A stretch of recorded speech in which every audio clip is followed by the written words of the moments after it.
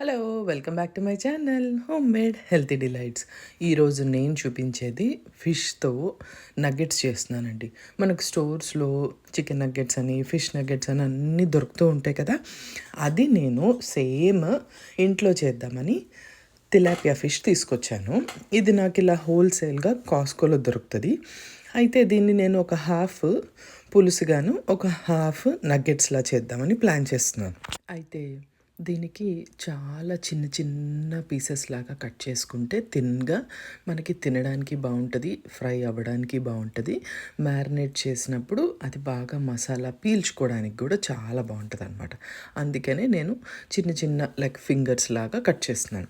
Cut చేసేసిన తర్వాత first ఫిష్ని మనము బాగా వాష్ చేసుకోవాలండి. ముందు పెద్ద బౌల్లోకి తీసుకుని ఒక 1 స్పూన్ పసుపు, ఉప్పు ఒక 2-3 స్పూన్స్ వేసుకొని, నేను ఇక్కడ ఏం చేస్తానంటే వీటితో పాటు లెమన్ జ్యూస్ కానీ, పుల్లగా ఉన్న పెరుగు కానీ, లేదా మీ దగ్గర వెనిగర్ ఉంటే వెనిగర్ కానీ, ఇవన్నీ వేసుకొని దీన్ని బాగా మిక్స్ చేసి ఒక 2-3 టైమ్స్ వాటర్తో మనం వాష్ చేసుకోవాలండి.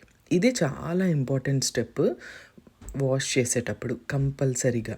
అప్పుడైతేనే చేపకున్న పచ్చివాసన అనేది పోతుందన్నమాట. కడిగేసుకున్న తర్వాత మ్యారినేట్ చేసి పెట్టుకుంటానండి నేను. ఎలా అంటే ఉప్పు వేసుకొని సరిపడినంత పసుపు, ఇంకా కారం కూడా. అయితే దీనికి కొంచెమే గరం మసాలా స్ప్రింకిల్ చేసుకుంటాను, ఎక్కువ కాదు. అల్లం వెల్లుల్లి పేస్ట్ కూడా 1 స్పూను, నిమ్మరసం కూడా 1 స్పూనే వేసుకుంటాం. ఎక్కువ అవసరం లేదు.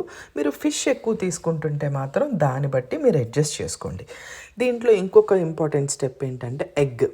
ఈ ఎగ్ వేయడం వల్ల మసాలా అంతా మంచిగా కోట్ అవుతుంది, బాగా పీల్చుకుంటుంది అనమాట. అయితే ఇది ఆప్షనల్ కూడానండి, అది మీ చాయిస్. వేసుకోవాలనుకుంటే వేసుకోవచ్చు, లేకపోతే లేదు. కానీ ఒక్క ఎగ్ మాత్రం సరిపోతుంది. ఇంకొక ఎగ్ వేస్తే ఏమవుతుందంటే మనం డీప్ ఫ్రై చేసుకున్నప్పుడు మొత్తం నూనె అంతా నురగగా అవుతుందన్నమాట. మంచిగా మనం మిక్స్ చేసేసుకున్న తర్వాత దీన్ని చక్కగా ఒక బౌల్లోకి తీసుకొని మూత పెట్టేసుకొని మన ఫ్రిడ్జ్లో ఒక 2-3 డేస్ వరకు ఉంచుకోవచ్చు, ఏం పాడవదు. అదే ఫ్రీజర్లో అయితే జిప్లాక్లో వేసుకుని 10 డేస్ వరకు ఉంచుకోవచ్చు, అస్సలు పాడవదు. ఎప్పుడైతే మనం వండుకోవాలని అనుకుంటున్నామో అప్పుడు దాన్ని తీసి బయట పెట్టుకుంటే సరిపోతుంది. ఇప్పుడు ఇది నేను 1 అవర్ అయిన తర్వాత ఆయిల్ పెట్టుకుంటున్నానండి, డీప్ ఫ్రైకి అనమాట.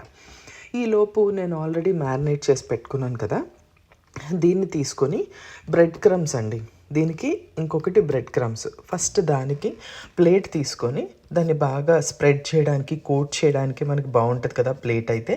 అందుకని ప్లేట్లో బ్రెడ్ క్రమ్స్ మీకు ఎంత ఫిష్ అయితే ఉంటుందో దానికి సరిపడినంత చూసుకొని వేసుకోవాలి.